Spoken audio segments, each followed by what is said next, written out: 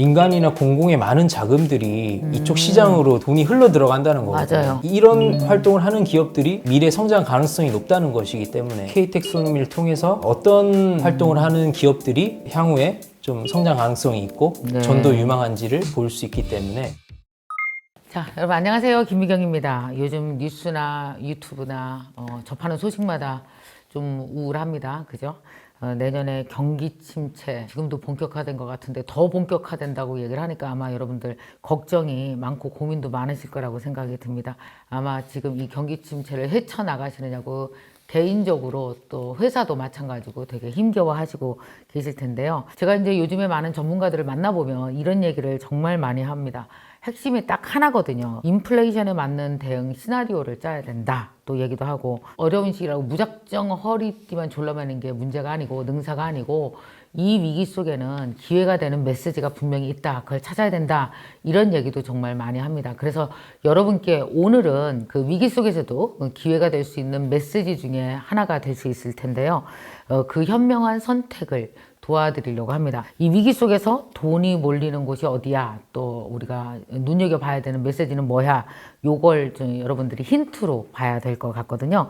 그래서 오늘은 알아두면 돈이 되는 정보, 미래의 부를 선점하기 위해 우리가 반드시 이해하고 알고 넘어가야 될 메시지에 대해서 살펴보도록 하겠습니다. 그래서 그 이야기를 해주실 한 분을 모셨습니다. 자, 여러분 박수로 맞이해 주시기 바랍니다.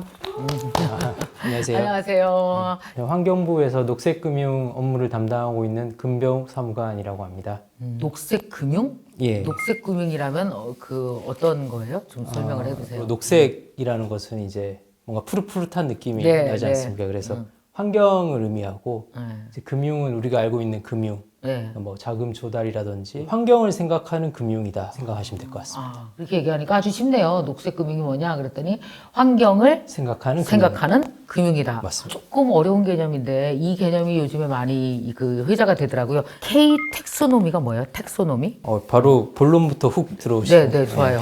우리 본론부터 빨리 얘기해야 돼. 급해갖고 텍소노미. 네, 텍소노미라는 것은 네. 그 그리스어로 분류 체계라는 의미이거든요. 그래서 이제 아하. K 텍소노미는 코리아 텍소노미. 아하. 그러니까 이제 한국형 분류 체계. 이렇게 영어도 많은 하필 또 그리스어를 갖고 왔더라.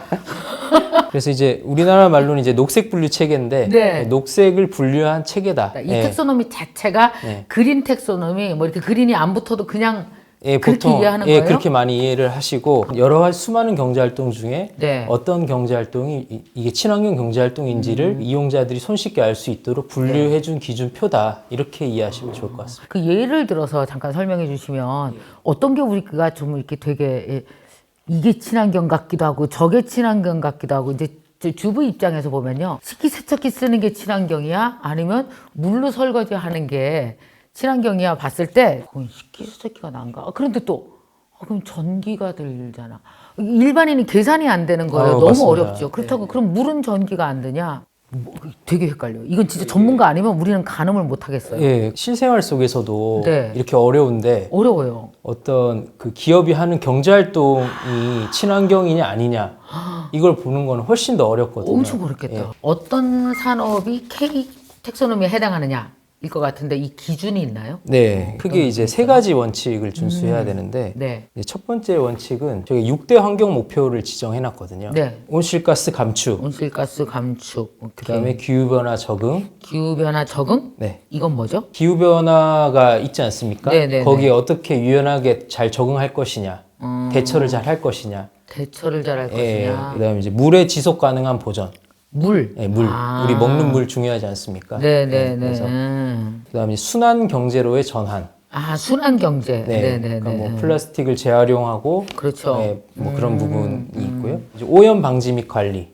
이거 뭐예요? 요건 이제 뭐 미세먼지 같은 것들, 대기 오염 물질이거든요. 그쵸. 네, 그런 부분에 있어서의 어떤 관리. 마지막으로 생물 다양성 보전, 해양 생태계, 산림 생태계 이런 부분에 있어서 잘 보존하자라는 취지로 제가 말씀드린 그 6가지의 환경 목표가 있는데 하나 이상만 이 달성에 기여를 하면 네. 첫 번째 원칙은 충족한다. 자, 두 번째 원칙입니다. 네. 첫 번째 원칙을 달성하는 과정에서 네. 네. 다른 원칙에 심각한 해를 주면 안 됩니다. 오케이. 그렇지. 예. 그렇지. 이걸 하기 위해서 다른 걸 해를 줄 수도 있죠. 그렇죠. 예. 그 예를 들어 이 전기차, 수소차 이런 거는 온실가스 감축에 기여를 하거든요. 맞아요. 그런 전기차를 만드는 활동은 이제 녹색 활동으로 볼 수 있는데 네. 그걸 만든다고 뭐 산림을 파괴하거나 아까 생물 다양성이라는 그 중요한 또 목표에 위배가 되는 것이거든요. 그렇죠. 나름 정교하지 않습니까? 정교하네. 그리고 또 세 번째 원칙 있나요? 네, 마지막 세 번째 원칙은 이런 활동들을 하면서 가장 기본적인 인권이라든지 뭐 노동이라든지 네. 뭐 반부패라든지 문화재 파괴라든지 사회적 무리를 일으키지 않아야 된다는 게 이제 세 번째 원칙입니다. 그래서 이 세 가지 원칙을 다 지켜질 때 친환경 경제 활동이다. 라고 본다. 네, 보는 것이죠. 기업도 헷갈리겠지만 개인도 엄청 헷갈려요. 아까 제가 설거지 예를 들었지만 네. 그리고 먹고 살기 위해서 우리가 어떤 물건을 만들 때 이 물건을 만드는 게 좋을지 안 만드는 게 좋을지 그럼 안 만들면 뭘로 먹고 살아? 그 먹고 사는 방법을 전환해야 되는지 네. 길게 봤을 때 네. 이런 고민들을 지금 국민들이 다 하고 있단 말이에요. 네, 네.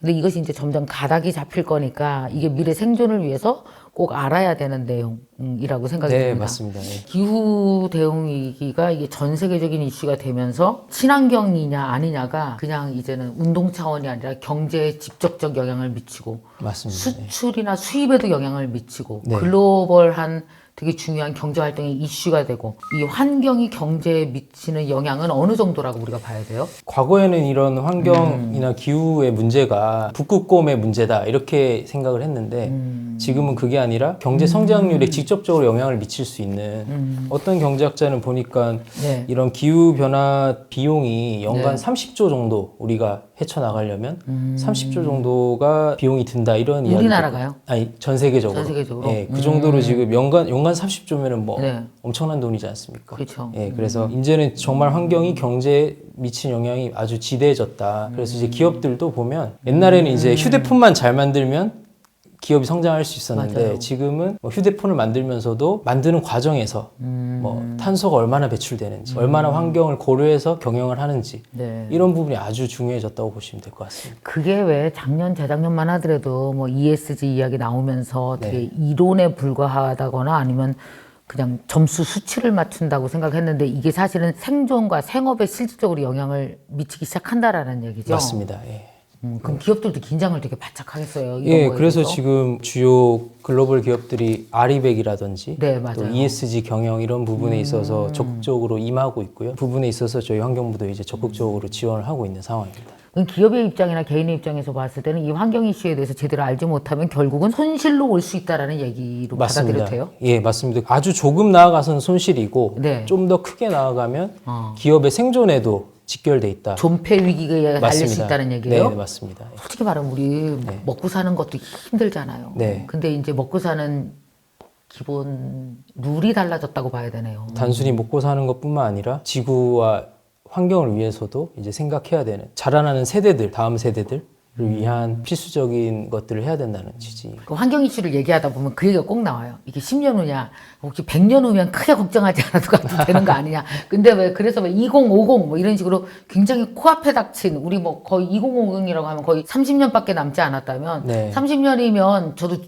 죽기 전일 것 같아요. 30년이 지난 어느 날 훅 오는 게 아니라 이게 서서히 문제가 맞습니다. 커가는 거잖아요. 네, 그럼 맞습니다. 환경부에서 봤을 때는 이 문제를 지금부터 건드리지 않으면 안 될 만큼 되게 가까이 온 걸로 보는 건가요? 어때요? 환경부뿐만 아니라 지금 뭐 우리 정부도 그렇고 전 세계적으로도 2050 탄소 중립이라는 예, 예. 목표를 가지고 있지 않습니까? 그죠. 그게 이제 이대로 가면은 지구 온도가 상승되고 지구에 재앙이 온다라고 이제 인식을 하고 있고 그게 이제 현실화되고 있기 때문에 탄소를 더 이상 배출하면 안 된다. 그래서 넷제로를 향해 가자 이런 취지인 거거든요. 가능해요, 넷제로가. 근데 해보면 굉장히 어떻게 봐요? 도전적인 목표이긴 합니다. 엄청 도전적이죠. 예, 그러나 이제 우리가 해야 되는 목표이고 단순히 환경부의 문제가 아니라 네, 네, 우리나라 정부 그리고 더 나아가서는 전 세계적으로 지금 가장 중요한 이슈 중 하나다. 이렇게 좀 알면 좋을 것 같습니다. 기업의 문제야, 이건 정부의 문제야 볼 것이 아니라 사실은 전 국민적인 인식 전환도 필요하고 맞습니다. 사실 그게 제일 중요합니다. 그게 중요하죠. 네, 네. 자, 그럼 조금 더 이제 구체적으로 한번 가봤으면 좋겠는데요. 이 텍소노미라는 게요, 우리나라만 있어요? 아니면 다른 나라도 이런 개념이 분류 체계에 대한 것들이 있나요? 국가마다 이런 이슈가 다 있습니다. 그래서 이제 대표적으로 그 유럽연합 네, EU라고 네. 하죠. 네, 네. EU에서 이제 그린 텍소노미가 있고요. 그 외에도 뭐 러시아라든지 남아공이라든지 이런 나라도 이제 그린 텍소노미를 발표를 했는데 저희 한국은 이제 굉장히 선제적으로 네. EU 다음으로 지금 마련을 했거든요. 그래서 뭐 미국이나 일본은 아직 이런 녹색 분류 체계가 없습니다. 그래요? 예, 그 정도로 저희가 그 분야에 있어서는 선제적으로 지금 정책을 추진하고 있다. 이렇게 좀 이해를 하면 좋을 것 혹시 같습니다. 수출에 많이 의존하는 나라라서 다른 나라의 규제라든지 이런 걸 우리가 빨리 받아들이고 해야 되는 이슈도 있나요? 뭐 일견 그럴 수도 그런 있나? 측면도 있는데, 그런 측면도 예, 있고. 그런 어쨌든 간에 이런 중요한 정책은 또 선제적으로 또 하고, 네. 예, 또 그런 부분을 따라가야 되기 때문에 이제 저희가 좀 빨리 이제 마련했다고 볼 수 있겠습니다. 사실 어려운 건 빨리 고민하는 게 맞습니다. 살아남는 길이에요. 네, 맞습니다. 늦게 고민할수록 늦어요. 근데 솔직히 말씀드려볼게요. 기업에 네. 이거를 이해하고 추진하고 이걸 기획 운영할 수 있는 전문 인력들이 기가 사실은 힘들잖아요. 이 시간 자체가 너무 짧았잖아요. 우리한테 이것이 네, 맞습니다. 이슈로 온 시간이. 네, 네. 그래서 이런 인재들이 있어야 이걸 추진할 텐데. 예, 그래서 저희가 환경부 차원에서 인력 양성을 하기 위해서 노력을 하고 있고 주요 대기업들은 이제 점점 이런 중요성을 알기 때문에 인력들도 보강하고 있는 추세고 무엇보다도 저희 환경부가 더 노력해야 될 부분입니다. 그냥 옛날에 환경 보호 차원에서 얘기를 했다면 이것이 이제 경제 활동을 해서 이제 프로덕트로 나오고 고객으로부터 평가를 받아야 되니까 네. 굉장히 고민들이 많더라고요. 앞서서 선도적으로 텍소노미를 개발했다고 이렇게 하셨잖아요. 네, 네.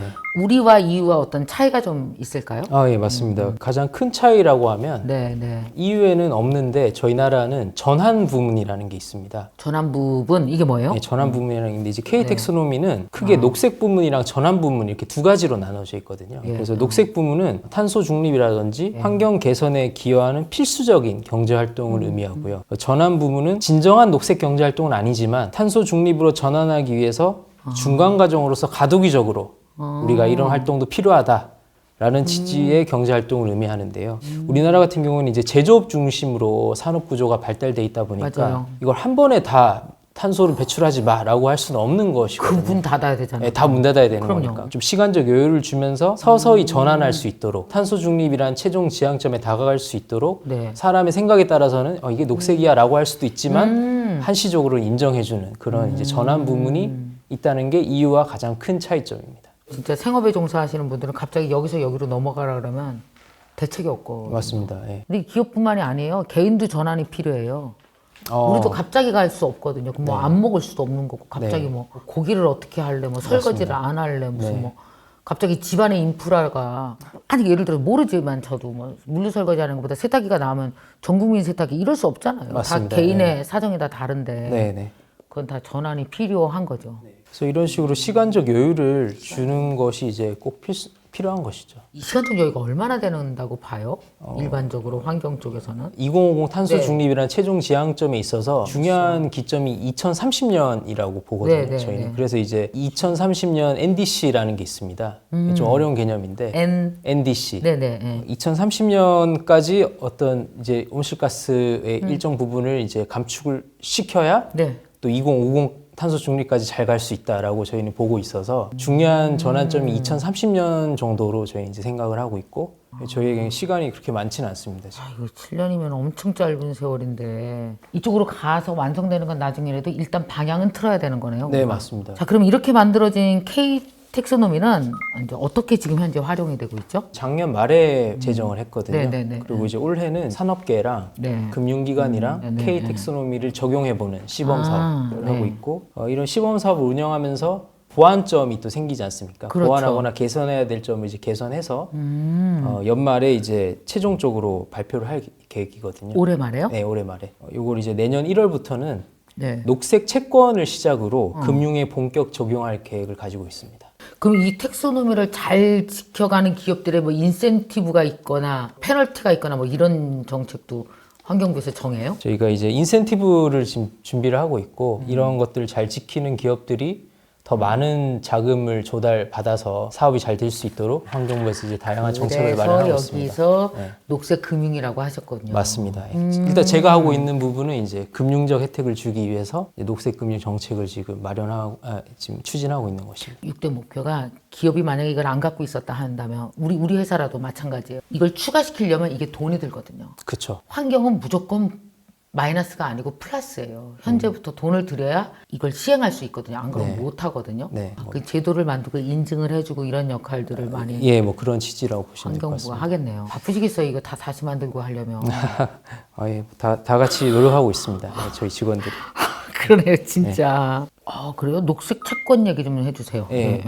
채권이라는 것은 네. 조금 생소하실 개념일 수도 있는데 정부든 뭐 아니면 지자체든 기업이든 자금을 조달하는 어떤 유형 중 하나로 보시면 될 것 같습니다. 맞아요. 근데 채권이 좋은 이유가 장기로 자금을 조달할 수 있거든요. 네. 그래서 이제 기업들이 이런 채권 발행을 해서 자금 조달을 많이 합니다. 그런데 녹색 채권이라는 것은 기업들이 일반 채권을 발행하면 자금이 들어오지 들어오죠. 않습니까? 네, 그럼 그걸 이제 기업 맘대로 쓸 수 있거든요. 그런데 이제 녹색 채권은 맘대로 쓸 수가 없고 네. 친환경 경제 활동에만 써야 됩니다.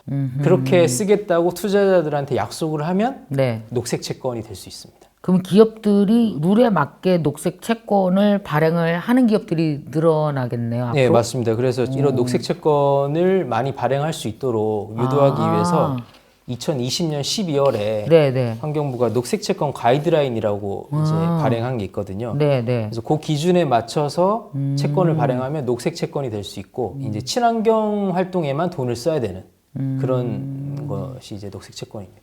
이게 앞으로 미래 어떤 기업의 가치에도 영향을 많이 미칠까요? 이 환경이란 자체가 네. 그 기업의 어떤 생존에 직결되는 문제이기 때문에 녹색 채권을 많이 발행하는 기업일수록 시장의 어떤 평판도는 매우 올라가고 있고요. 실제로도 지금 일반 채권이랑 녹색 채권이 있으면 네. 투자자들은 녹색 채권을 사려고 하거든요. 네, 이미 이제 금융시장에서는 그런 분위기가 있습니다. 녹색 채권을 더 사겠다라는 게 이제 투자자들의 생각이고 유럽연합 같이 이제 좀 더 선진국에서는 녹색 채권이면은 내가 이자를 좀 덜 받겠다. 오케이. 그렇게 생각하는 투자자들까지 있습니다.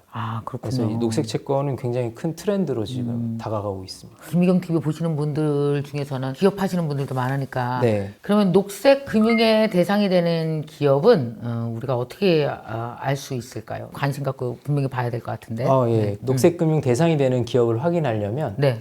K 텍소노미 한국형 녹색 분류 체계를 확인하시면 됩니다. 이걸 좀 더 알아보고 공부하고 정보를 더 얻으려면 어디랑 연락하고 하면은 좀 더 알 수 있어요? 환경부에 연락 주셔도 좋고요. 네. 그리고 저희가 환경 책임 투자 종합 플랫폼이라고 사이트가 있습니다. 환경 책임 투자 종합 플랫폼. 종합 플랫폼이 있어요. 네, 여기 이제 검색해서 들어가시면 지금 설명드렸던 K 텍소노미뿐만 아니라 환경부에서 추진하고 있는 다양한 녹색 금융 관련 정책들이 다 나와 있거든요. 그러면 이제 우리 회사에 나에게 맞는 걸 찾아서 예. 이제 뭔가 플랜을 세워볼 수 있겠네요. 플랜을 세워볼 수도 있고 또 저희 환경부에 이제 의견도 개진해 주실 수 있고 아니면 그냥 구글에서 그냥 뭐 텍소노미 이렇게 치면은 정보가 많이 나옵니다. 이런 게 사실은 다 알려드릴 수는 없고 힌트잖아요.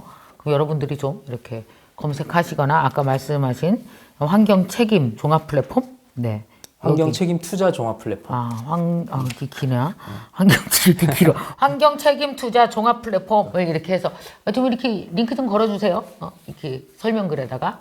그럼 여러분 좀 들어가셔서 나와 연관되는 게 어떤 게 있나 한번 찾아보시면 좋을 것 같습니다. 기업은 그렇고 일반인들은 K 텍소노미를 구체적으로 어떻게 우리가 활용할 수 있을까요? 일반인들은. 저도 일반인인데 뭐 또 투자도 하고 네. 뭐 그러지 않겠습니까? 그렇죠. 그래서 네. 투자라는 게 뭐 저보다 더 잘 아시겠지만 시야가 굉장히 중요하잖아요. 맞아요. 그래서 K 텍소노미를 보시면 환경과 경제를 두루두루 좀 시야를 넓힐 수 있다. 오케이. 우리나라도 그렇고 네, 전 세계적으로 이제 이쪽 친환경 시장에 대해서 지금 굉장히 열심히 하고 있지 않습니까? 네. 그 말은 민간이나 공공의 많은 자금들이 이쪽 시장으로 돈이 흘러 들어간다는 거거든요. 맞아요. 예.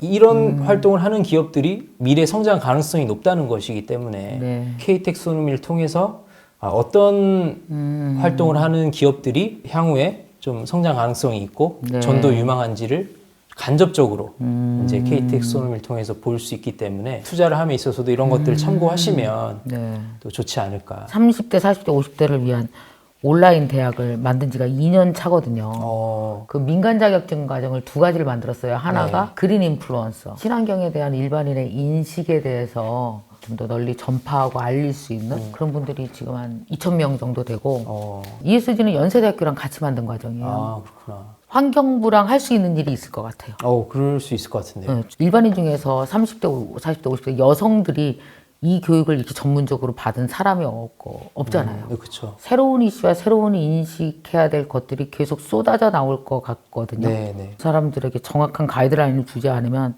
우왕좌왕 하다가 우리가 10년, 20년 그냥 보낼 수도 있거든요. 맞습니다. 우리가 이제 지금 이미 친환경 기술 기업의 성공을 이제 경험을 하긴 했잖아요. 네, 지금 아직 완전 뭐 활성화되진 않았지만 그래도 전기차, 뭐 테슬라, 대체육 만드는 비욘드 미트, 뭐 미생물로 비료를 개발한 인디고 에그리컬처, 뭐 이런 기업들이 글로벌하게도 많이 생겼고, 네. 저 요새 스타트업 씬에 가보면 스타트업에서도 우리나라 젊은 친구들이 되게 많이 만들고 있더라고요. 이런 개념으로. 자, 그러면 앞으로 환경부 차원에서는 K 텍소노미를 어떻게 앞으로 활용하고 이걸 진행해 나가실 계획이십니까? K 텍소노미라는 것이 네. 어떤 활동이 친환경 경제 활동인지 구분하는 기준이지 않습니까? 녹색 채권을 시작으로 내년부터 이제 적용한다고 말씀드렸는데 네. 녹색 채권뿐만 아니라 녹색 여신 등등 이제 뭐 대출, 다양한 금융 활동에 점점점 이제 적용할 수 있도록 제도적 기반을 마련할 것이고 네. 궁극적으로는 공공이나 민간의 많은 자금들이